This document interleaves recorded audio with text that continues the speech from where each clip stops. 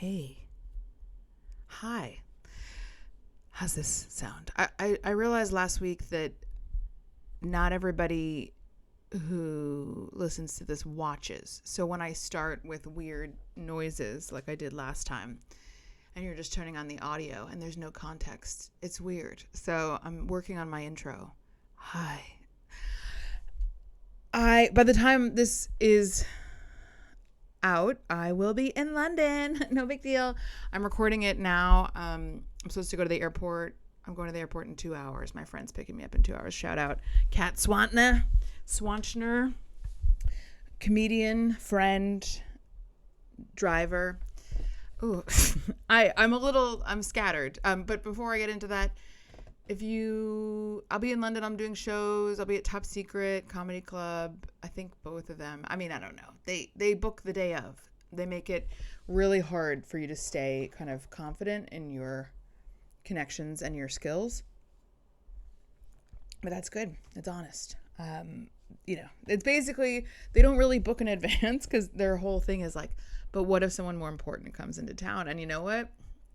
That's probably what we all wish we could do. Is like, we all wish we could be like, yeah, I'll hang out with you as long as nobody more interesting comes along. And we don't do that because that undermines society and friendship and all this stuff. But that's what we want. We just aren't honest enough to say it. And Top Secret Comedy Club is. So I appreciate that. Also, we're not friends. It's a business. But I'll be there. I'm doing a solo show. They do book the solo shows in advance. So I'm doing a solo show April 9th, 6 p.m. Tickets are on their website. Tickets are in my bio. Tickets are in the show description. Blah, blah, blah. So come say hi. And some of my friends are coming from, I have a lot of international friends. No big deal. People really like me in other places. And some of them are coming, which I'm excited about. I'll get to see Hannah. I will get to see the Queen. May she rest in peace. I mean, her ghost, who is always with us. I don't know what I'm saying. I'm very anxious. I'm going to make this a short episode. I get a lot of anxiety. Do I always get anxiety before I travel? No, actually. I love traveling. I love airports generally when they're not prone to accidents, but I don't mind planes, although this flight will be longer than I expected because I'm flying through Atlanta and not New York, which is where I usually fly from. So I looked last night and it's 8 hours. I'm used to 5 or 6 hours to London. It's 8, which is fine. I used to have, as I've said many times, I used to live in Korea. After that, I lived in Australia. I've done a 16-hour flight. No big deal. But it's one of those things where you get older and you go, well, how the hell did I do this? Like, I went skydiving when I was 18. Now I'm like, I just would never. And now with flying, I used to look at a flight and go 8 hours, whatever. Now I'm like, Jesus. And that's after I've already flown to Atlanta. So, I've got a lot of editing I could do on the flight. Maybe I will. I'm going to bring some ashwagandha with me. So maybe I can just sleep and then arrive in London fresh, which is unlikely. I also have some valerian root. Maybe I'll bring some Tylenol PM if I want to get kind of cray. I'm really into supplements at this point. That's another thing about getting older. I made a note in my phone recently that getting older means knowing how much things cost per pound. Like I really could tell you what a good price of ribeye, good price of ground beef. These are all organic, mind you. I'm better than everyone.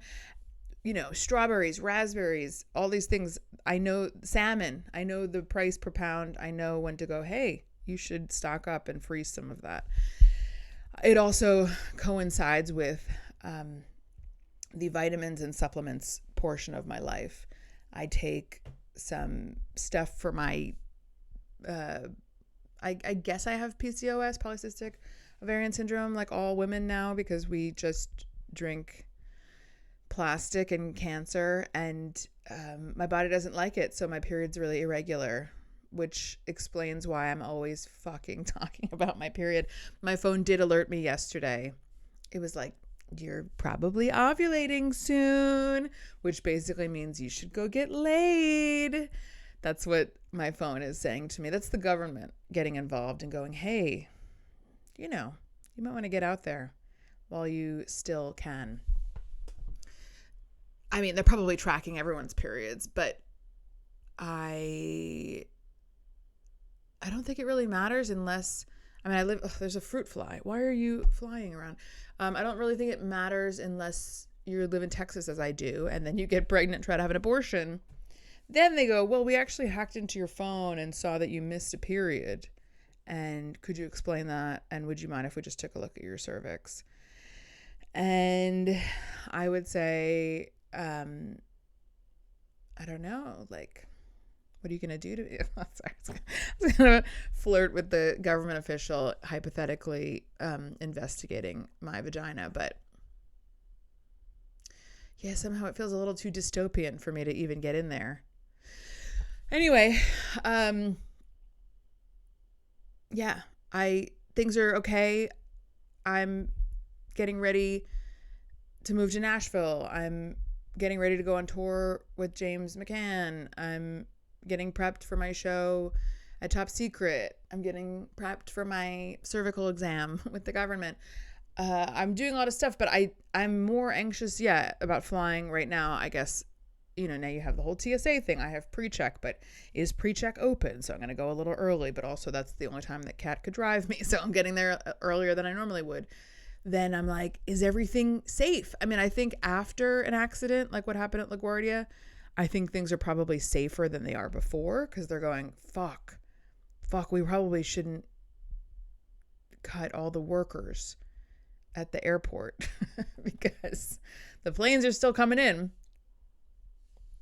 and going out. So we probably should pay people to keep working, which they're trying to do, but they haven't done it yet. So I'm a little anxious about that. And then, I feel I'm going to see my friend. I'm going to see Hannah. That's why I'm going. She's been having a hard time. I don't want to talk too openly about stuff because it's not my business. But, I just, when you have, why am I explaining this to anybody? But having really close friends, it's like I feel very emotionally connected more than I think even with my family sometimes. I guess that makes sense, right? But when my friends are struggling, I really am in it with them, and it's like, is it healthy? Is it unhealthy? I don't know. It is what it is. I'm still doing my life stuff. I'm still taking care of myself.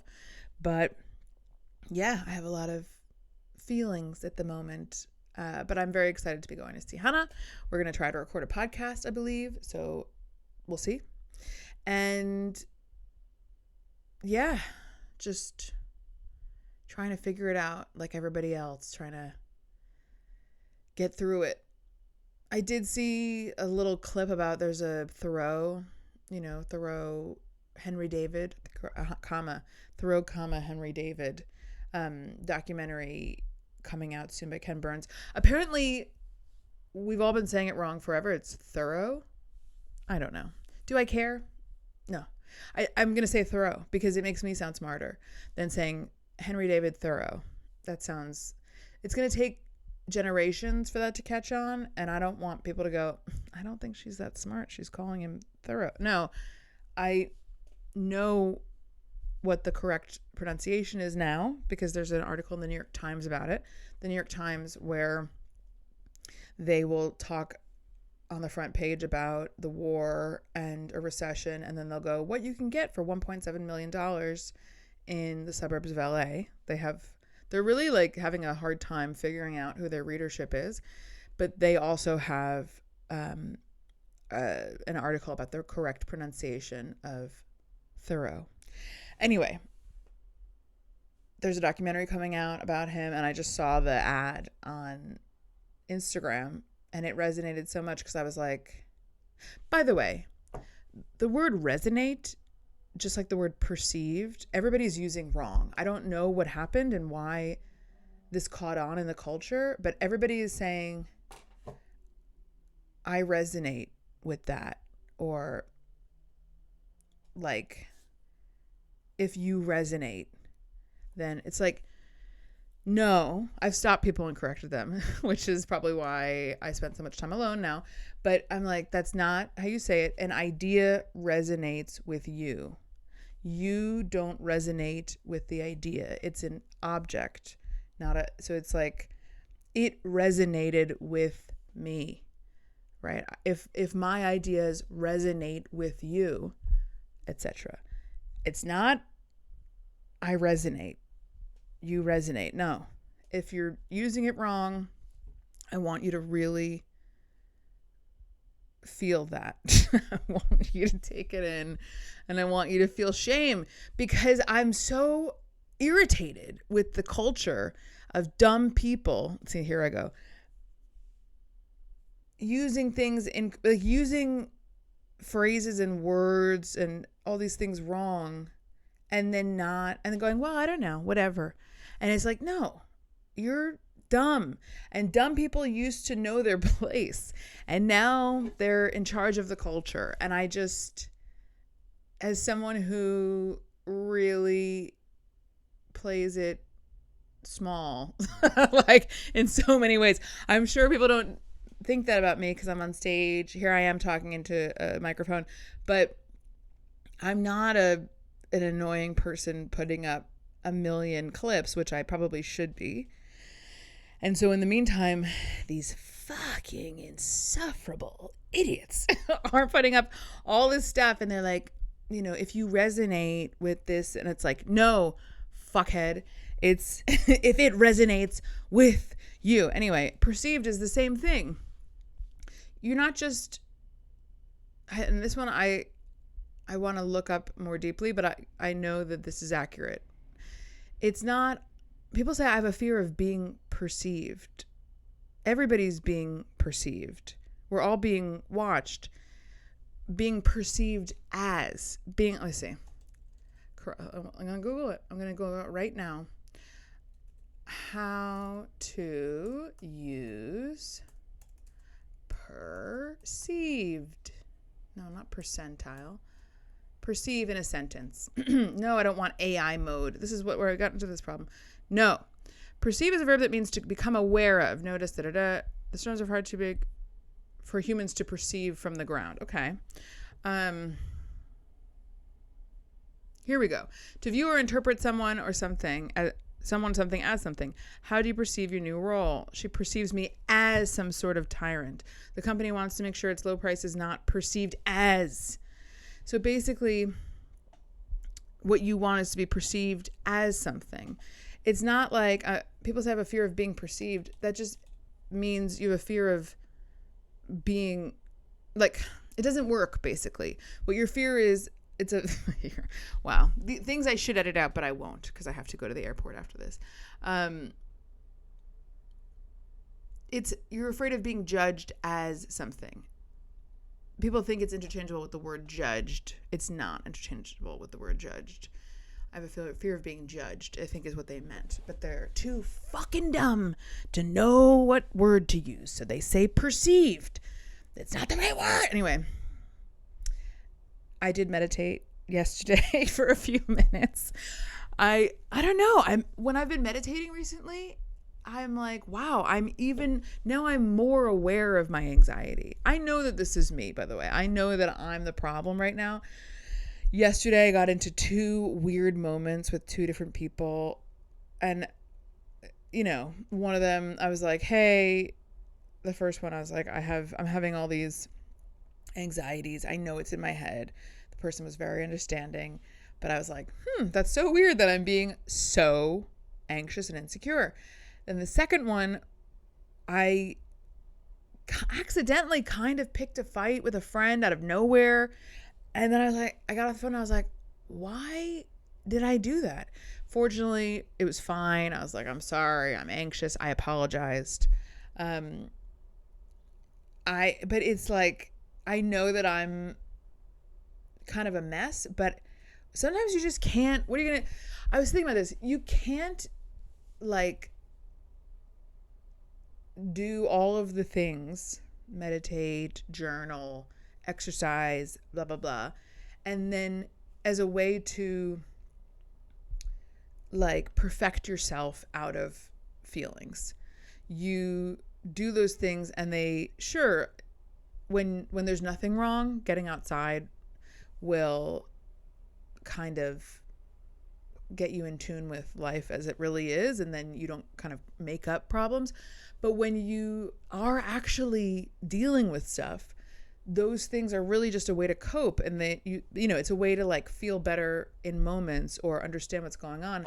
But there are some things in life you just can't fucking skip. And I think that's what's going on with all this medication that people are taking, is like they perceive feelings as being bad, right? They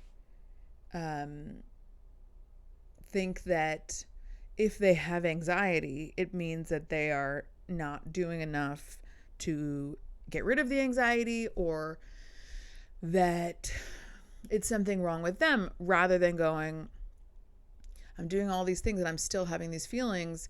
Maybe something else is going on in my life, like my partner sucks, or like I live in a society that is dehumanizing, or I'm flying at a time when it doesn't feel as safe as it did at one point, or I'm sending my kids to school and I hope I see them again, like, and then they go, oh, I'm just so anxious. I've always been like this. It's like, no, you're sensitive. I understand people. I journaled today. I went for a walk. Thank God. I walked. My coffee grinder kind of conked out today.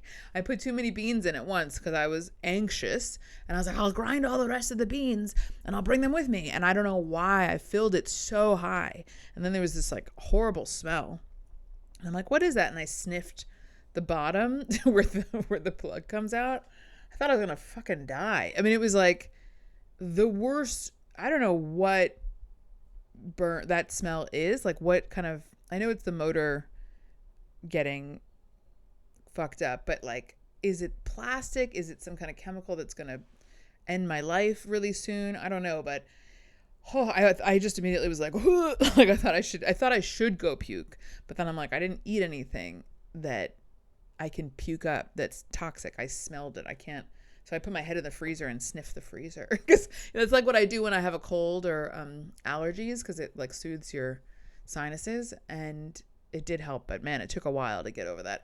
But yeah, my coffee grinder broke, and so then I poured the rest of the beans back into the bag, walked down the street to the place I get my coffee, and was like, can you please grind this for me? Because they offer to do that when you get it.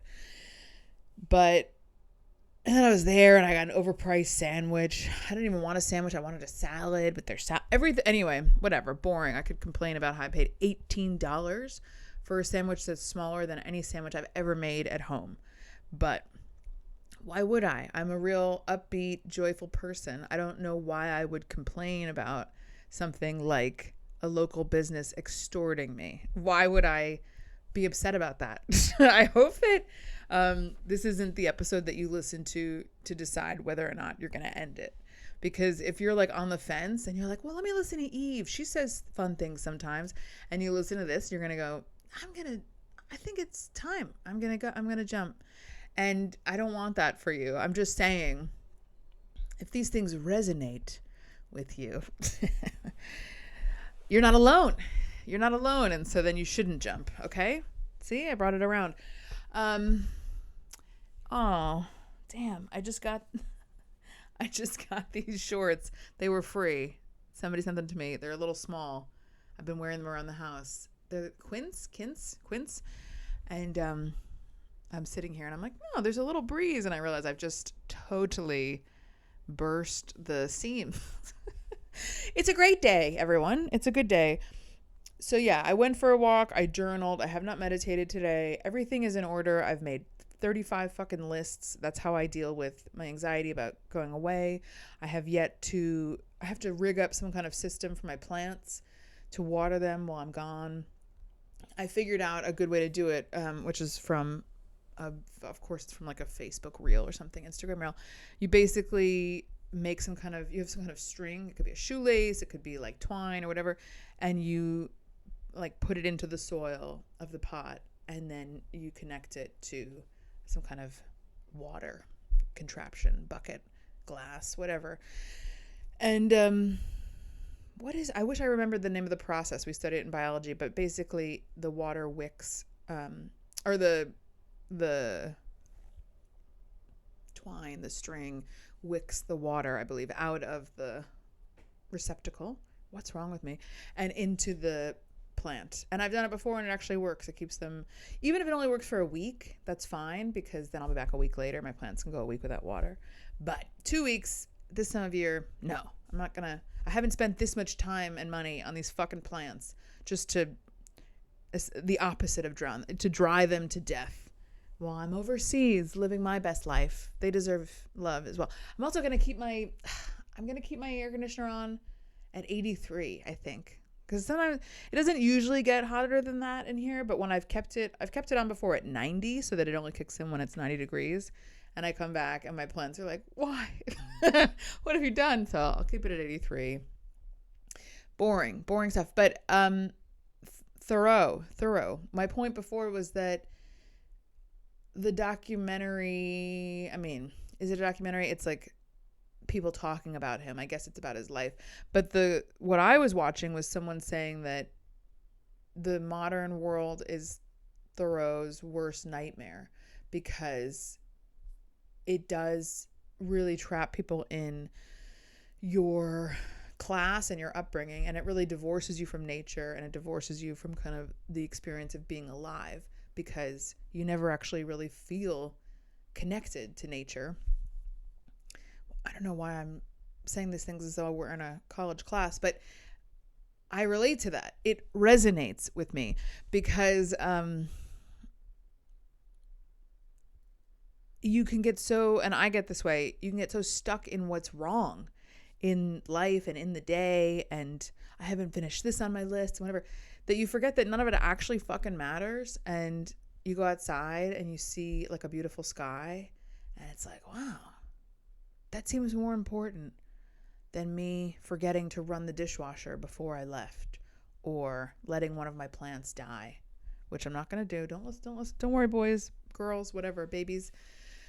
But yeah, I'm interested to watch that.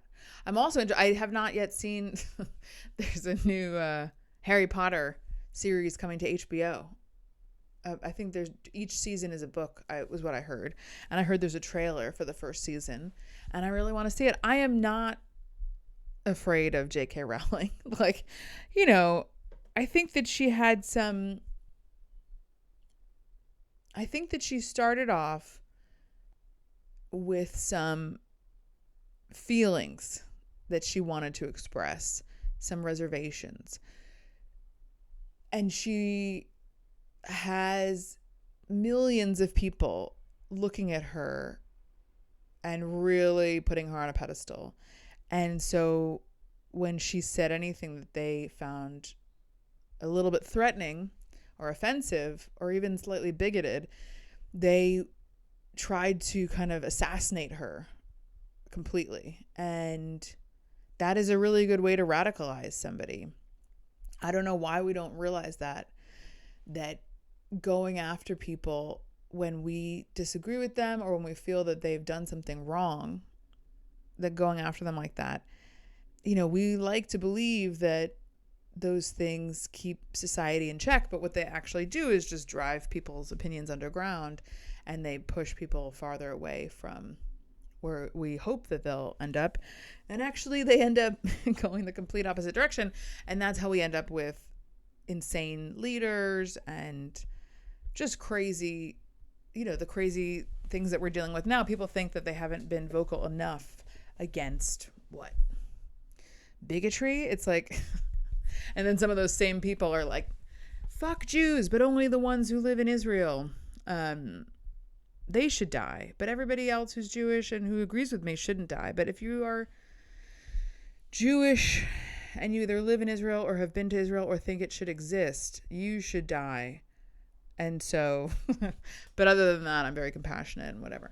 But anyway, I like J.K. Rowling's books, and I think that she's a valuable person, whatever, blah, blah, blah. You're not tuning into this to hear my thoughts on the politics of gender. But, and you know what? I wouldn't listen to myself talk about the politics of gender. Shoot me. But don't shoot me, please. I don't want to say things like that. But yeah, I'm excited for that to come out. Here's something I was thinking, because I don't think how long do I have? How long have we been chatting here? 25 minutes. Okay. Well, I'm just going to, I have one story that I thought I would end with. First, I'll do a fuck, marry, kill, on brand with the story. Who have I met? I've met Barack Obama, the Dalai Lama. I'm trying to think about one more famous person who might be Robert Downey Jr. So fuck, marry, kill, Barack Obama, the Dalai Lama, Robert Downey Jr. I met Robert Downey Jr. when I was 10. I went to his house on Christmas Day with my cousin and some other family members, because my cousin and he, I don't know. See, that's what happens. You just say, I don't know. And then you don't have to get it right. You don't have to pretend that you know what you're saying and then sound like a fucking idiot. Anyway, he and my cousin were very good friends. And so we went to his house in Malibu on Christmas Day, I think 1994-ish. He had a new baby. He was married to his now ex-wife, who looked so much like Lisa Loeb, at least at that time. Maybe it was that she had those, like, what are they called? The cat's whatever glasses, the little pointy corner ones. Cat's eye? I don't know. But anyway, there's more to the story, but I'll just leave it there, because that's just for fuck, marry, kill. Robert Downey Jr. at that time, I think he was a heroin addict. He didn't offer anything to me, but I'm sure if I had asked him. Barack Obama in 2008, when I met him, when he was campaigning for office. Or the Dalai Lama in 2014, which is when I met him in India. God, I'm really making myself sound important. I'm like, I met him and then I met him. But I am. Okay. So 2008, Barack Obama, without any disappointments, all hope and change. Dalai Lama trying to make out with a young boy. Were you aware of that? When he told a little boy to suck his tongue? Weird. And Robert Downey Jr. in the throes of heroin addiction and new fatherhood. But me now. So me, not when I met them, but me now. And yeah, the Dalai Lama, that was when I was in Dharamsala in India, McLeodganj, it's where his temple is. And I went with he just decided to speak, and we all were like, the Dalai Lama is letting us in. And the funniest thing he said, he was talking about using drugs. And there were actually a lot of Israelis in that area, because there's a ton of Israeli tourists in India.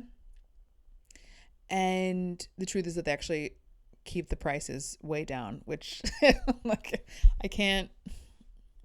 Some things are true, and all of the tourists love that about them.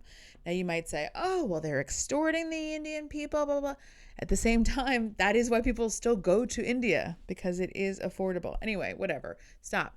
Okay. So yeah, we all went to see him, and he made a joke about, like, yes, you can use some drugs, but why so much? Because all the Israelis were high, like, the whole time, because they had just come out of the military, where they were murdering. No, I'm kidding. And everybody laughed and thought, he's so funny.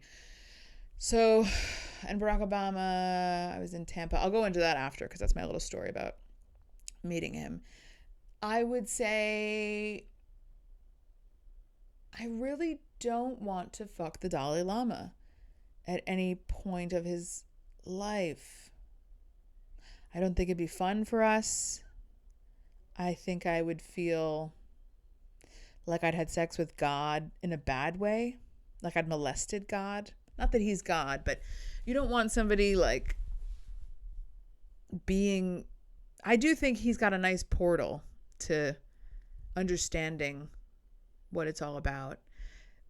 I don't know why he's still trying to get kids to bite his tongue, but I just think maybe he's not someone I would want to have sex with. At the same time, yeah, no, I think I have to kill him. Hypothetically, this is all hypothetical. I always feel kind of anxious about saying kill on this fuck, marry, kill. Barack Obama, RDJ. I mean, I think it's pretty obvious. Marry 2008 Barack Obama. I don't think the marriage would last. I think that he was a lot of, him as a candidate was a lot of empty promises. RDJ, I don't even think the sex would be good, but it would be a journey. You know, you'd go, wow, I've never done that before. So fuck him, marry Obama. That one's not that fun. That one's an okay one. I think it was really more a vehicle for me to talk about my adventures, my exciting life. The Obama story that I wanted to share before I go is, and by the way, I'll also buy a ticket to Velveeta Room May 2nd. I've already plugged it in the last episode. I'll put it in the show notes. Say a prayer for me. Although at this point, hopefully, if this comes out on Tuesday, which it will, I will be in London when this comes out. And as long as all planes are safe, that means I will have safely arrived. But say a prayer for me anyway. A prayer for the way back. Am I kidding? I can't tell. But okay, so in 2008, I had been living in Korea and my contract had ended teaching English. I was there from October to October. It was my first year in Korea. And I came back to New York. I was going to try and find another job in Korea, but I came back to see my family and I was kind of, I'd had some personal issues in Korea, whatever, and I was a little bit down. And so I was kind of like just trying to figure out what to do. And I was watching TV and I had majored in political science in college and I thought I would work in politics or go to law school or something. And I was watching the news. I remember, I think it was in one day. That was the day that Captain Sully landed the plane on the Hudson River. I remember I was on my laptop and watching TV. This was like early days for like doom scrolling. But you really couldn't doom scroll that much. There was an end, I believe, to like Facebook and stuff. So I went to the New York Times website and it showed a picture of people standing on the wing of the plane. And it said like happening now or something. And I turned on the news and it was happening. I was like, what the hell? And so that was in the morning or something, or the afternoon. I forget. But it was January or December. And then the same day, I never really lived. I can't remember if I want to say I drove into the city for something that night or the next day and saw where the plane was chained up or passed the area. I don't think I actually saw anything, but I think I don't know. It's my memory about that is unreliable. But the same day, I believe, I was watching the news and it was talking about how close the election was going to be, especially in Florida. That was the prediction between Obama and I think it was McCain. And my friend Jenny was in Florida campaigning for Obama, going door to door. She worked for a union and the union had been hired to campaign for Obama. And I was sitting on the couch and I was like, what am I doing? I study political science. I wanted to be involved in politics.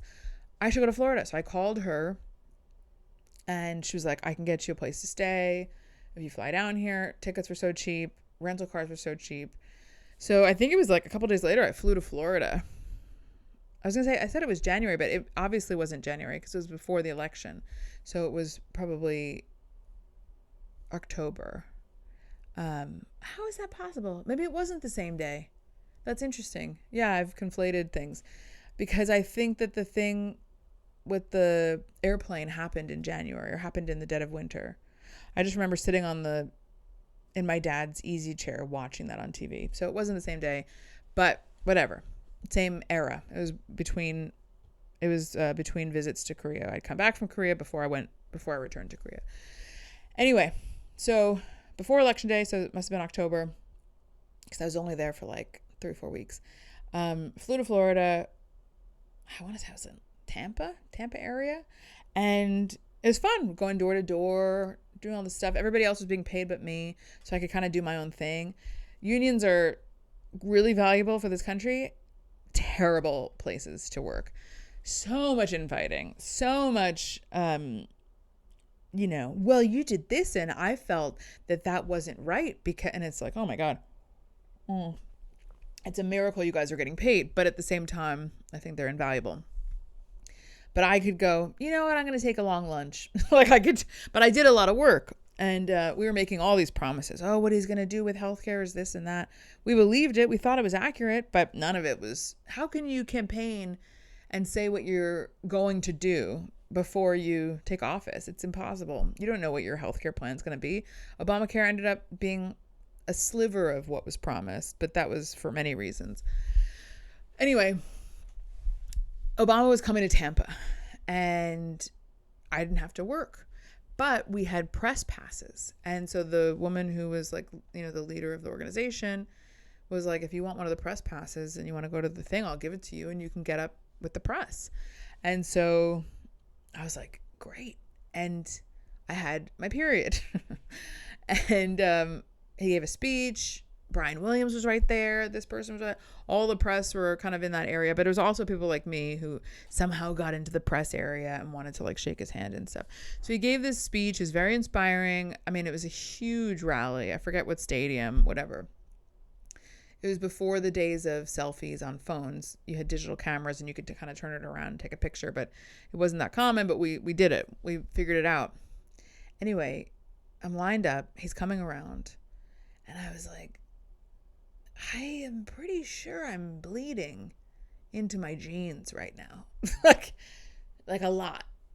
When you just go, oh no. And now I use a Diva cup.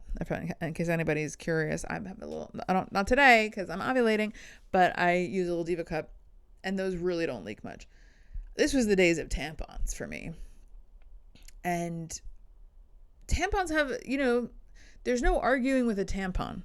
Like you can't, they're little cotton sponges. So when they get full, you can't be like, no, in a minute. They're like, I'm full now.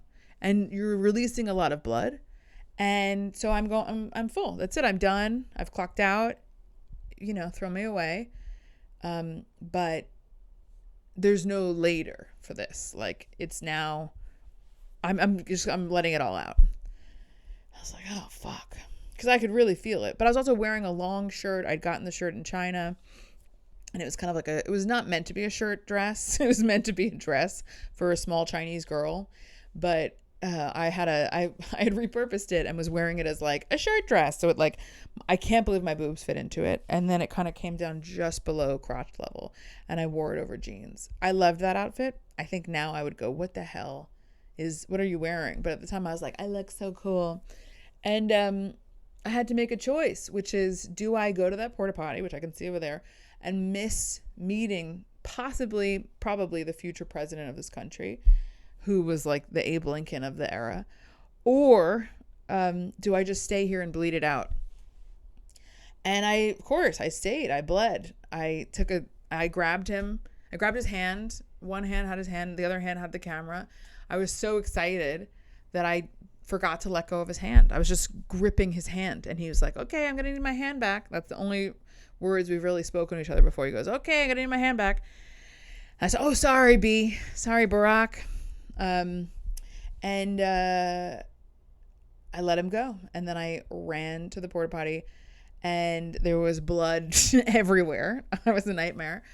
And it was so bad that I had to sit on a towel because there's a rental car. Not that I wouldn't sit on a towel in a regular car, but I didn't want to get any blood on the rental. And I drove an hour back. And, if you're a woman and you don't know how to get blood out of your jeans, what are you doing? Cold water and hand soap. Not the liquid one, the bar hand soap. excuse me, it's really the easiest thing to get out of all things. Anyway, so it's fine. On election night, I was wearing the same outfit, freshly washed, no blood. We went to a convention center in Tampa. I drove past the McCain convention headquarters or whatever before that. Just coincidentally. I didn't mean to. I just passed it. Dead. No, lights out. I mean, they knew. And we thought it was going to be a long night. And they told us Florida was the most important and this and that. They started winning some states. And then at 11 o'clock in Florida, that was when the polls closed in California. And so of course they knew that California would go for Obama. And I guess they didn't say, but they had enough votes tallied to know that he had won. So at exactly 11 p.m. on the dot, or 11:01, a thing popped up and said, Barack Obama wins. And Florida was like the big state. And so every volunteer, every campaigner, every person involved in that campaign, which was probably one of the most important in the country, they thought, it ended up he won by so much it didn't really matter. Everybody shot up and started screaming and crying. And I was with a group of people who I'd been campaigning with, and we shot up and we were all holding arms and jumping in like a circle and crying, immediately crying. And I don't know what was happening with me at that time in my life, but I peed. I think it was the excitement. I was laughing. I was crying. I pissed everywhere. And nobody noticed. I peed all over my jeans. Like a full bladder. I peed. And I was wearing the same shirt dress. Thank God. And so I went to the bathroom and I was like, what the hell? I don't know. I think I tied something around my waist so nobody knew. But yeah, straight back into the laundry, those jeans. It was such a weird time. I'm like, I'm very into the chakras with yoga. It's a lower chakra thing, which usually means like lack of stability. Or I don't know.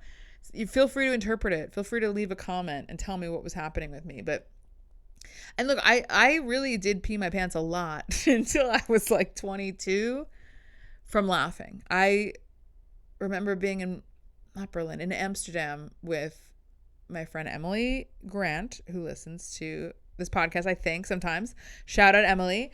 And my friend Julie Owens, who I'm still friends with also. And we laughed. Oh, fuck. That wasn't with them. No, I peed with Emily and Julie in Scotland. I peed in Amsterdam with my friend Jess and my other friend Danielle. Also still friends, kind of in touch with them.